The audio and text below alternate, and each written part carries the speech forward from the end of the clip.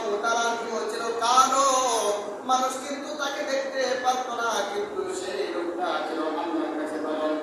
তো বেলাল রাদিয়াল্লাহু তাআলা রাসূলকে কত ভালোবাসতো।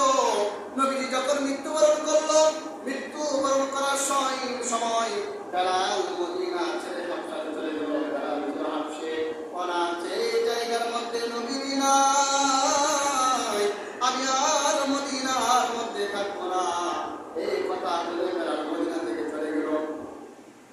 মদিনা থেকে চলে গেল, বেলাল আর আযান দিবে না। কোন একটা কারণে বেলাল যখন মসজিদে নববীর মধ্যে আসলো, মদিনার মধ্যে প্রবেশ করলো, নবী সাল্লাল্লাহু আলাইহি ওয়াসাল্লামের নয়নের মনি হাসান হুসাইন বেলালকে দেখে বলল, ও বেলাল, আপনাকে দেখার মধ্যে নানার কথা স্মরণে পড়ছে। বেলাল গো, তোমাকে দেখার দ্বারাই নানার কথা স্মরণে পড়ছে। ও বেলাল, আযান দাও। বেলাল রাদিয়াল্লাহু তাআলা আনহু রাসূল সাল্লাল্লাহু আলাইহি ওয়াসাল্লামের কলিজার টুকরা হাসান হুসাইনের কথা শুনি না মসজিদে নববীর মধ্যে আযান দেওয়া শুরু করলো।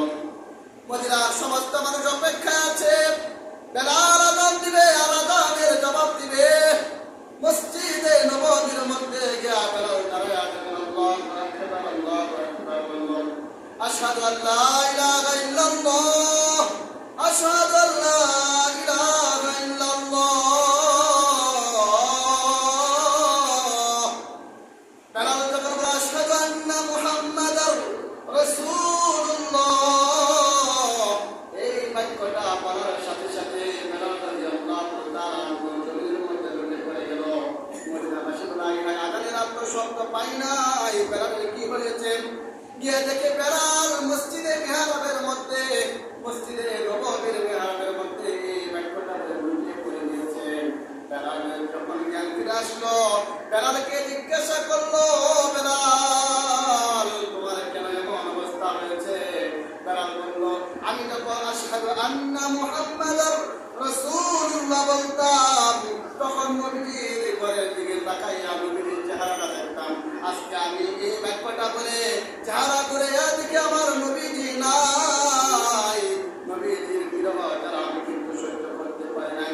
হানজালা রাদিয়াল্লাহু তাআলা একটা সাহাবী, ইসলামের মধ্যে কেউ কেউ শহীদদের বাবা হয়েছেন, কেউ আবার শহীদদের স্ত্রী হয়েছেন, কেউ আবার শহীদদের সন্তান হয়েছেন। নবীজির কত আশেক ছিল, মসজিদে নববীর